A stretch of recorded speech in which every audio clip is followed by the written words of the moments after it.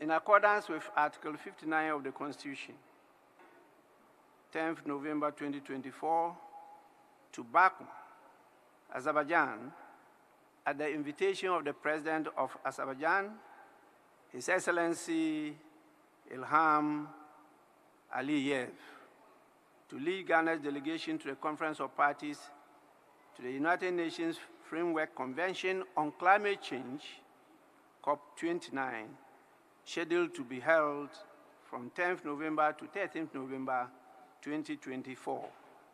Thereafter, I will depart Baku on Wednesday, 13th November 2024, to Paris, France, at the invitation of the President of France, His Excellency Emmanuel Macron, for an official visit on 14th November 2024.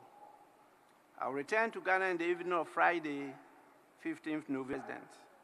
Alhaji Dr. Mahmoudou Bawumia shall, in accordance with Article 68 of the Constitution, act in my stead. The second is dated, it also reads, Mr. Speaker, absence from Ghana.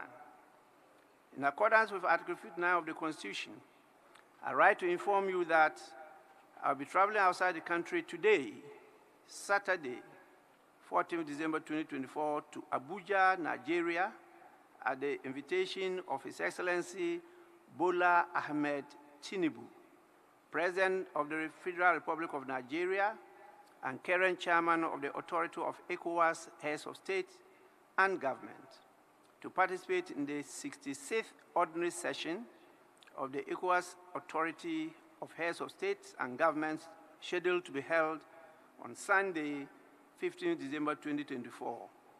I'll return to Ghana in the evening of the same day.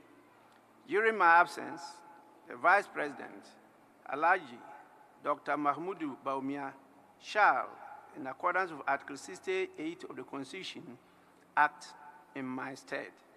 Yours sincerely, Nana Addo Dankwa Akufo-Addo.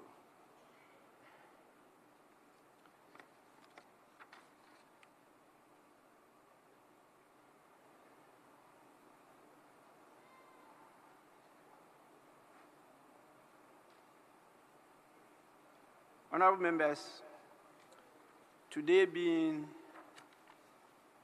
the first day of this meeting, I think it's proper I invite your leaders to at least say a few words of welcome to you before I sum it up, so that you will be properly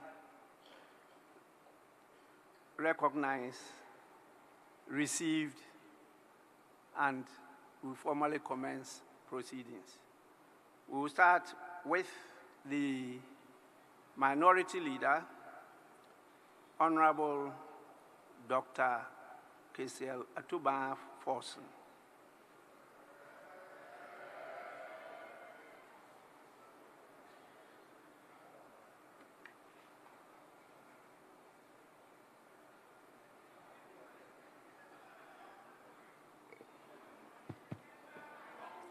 Right Honorable Speaker, I'm grateful for the opportunity to make a statement to welcome your good self, leadership, and all honorable members of Parliament back to this august House. Mr. Speaker, I would like to congratulate all members who were re-elected in the just ended parliamentary elections. Right Honorable Speaker, again to our colleagues who unfortunately will not be part of the next Parliament, I wish them well in their future endeavors. Mr. Speaker, I would like to profoundly thank the good people of Ghana for the emphatic decision in the December 7th presidential and parliamentary elections. At this point, Mr. Speaker, it is finished.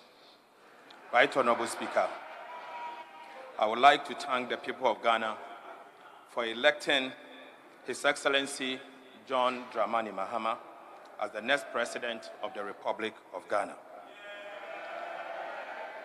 The people of Ghana have once again shown that they can rise to the occasion when it matters the most. May I, at this point, acknowledge the hard work of our present 137 NDC members of parliament for their dedication to duty, which has resulted in the unprecedented number of MPs elect for the NDC party. Mr. Speaker, I'm proud to announce that we were able to snatch over 50 parliamentary seats from our colleagues at the divide. We took more than 50 parliamentary seats from the ruling NPP party. Mr. Speaker, we have clearly shown that it is possible to reduce the NPP majority to Nkokwan Katenkate. Indeed, Nkokwan Katenkate is possible. Right, Honorable Speaker, the night parliament will be unique and interesting. It would be a contest of ideas between the super NDC majority and the mini-micro NPP minority.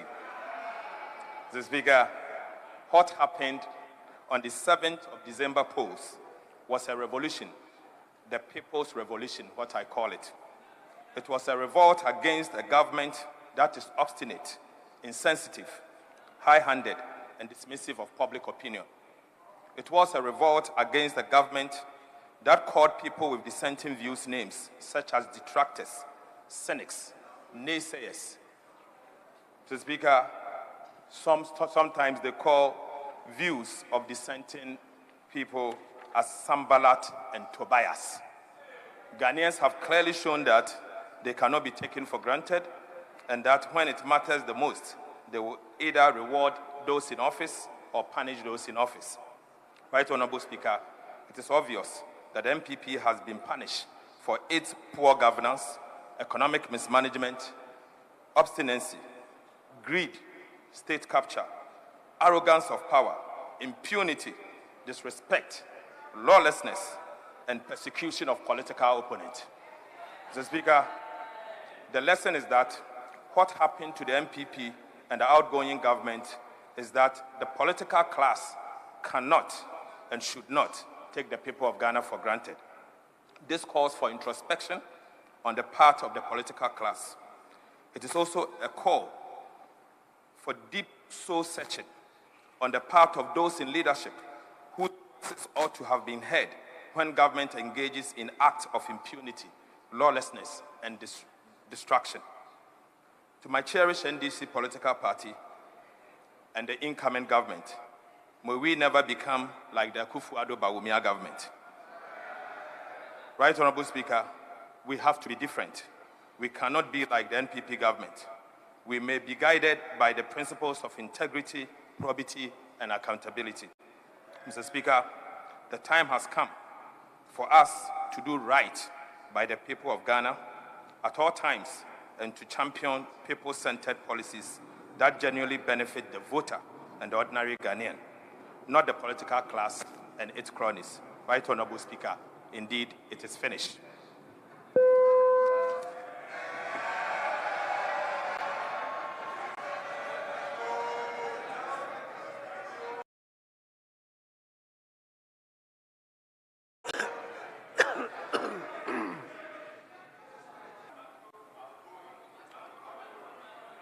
Honorable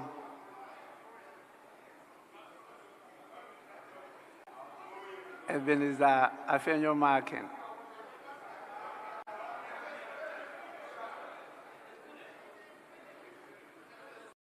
You are still my son. It doesn't matter. Mr. Speaker, now is Alexander Ebenezer. Sorry, Alexander. Into the House. Establish constitutional custom. The ones in every 4 years, the people of this country are given the opportunity to elect their leaders. First, the President of the Republic, and second, parliamentarians, the people's representatives. On the 7th of December, this mandate was rightfully exercised by the people of Ghana. They did so peacefully, without fear. They have elected a president and members of parliament. It is without doubt that our friends in the NDC have emerged victorious. And I take this opportunity to congratulate the leader of the minority side and his team for such an unprecedented feat. I also congratulate His Excellency President John Dramani Mahama on his election. Mr. Speaker, Dr. Mahamudu Bawumia did something very unprecedented in the history of our politics before. Relying on his own internal coalition, at 9 a.m. on Sunday, he publicly, Mr. Speaker, permit me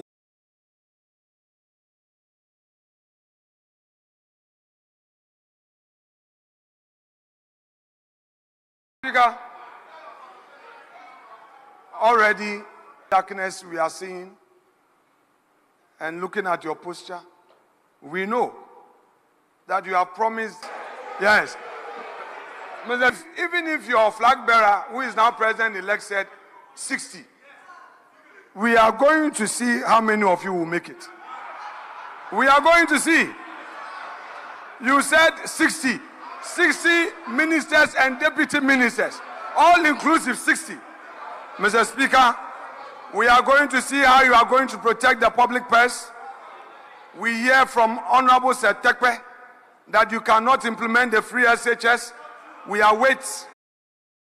If they decide, Mr. Speaker, if they sack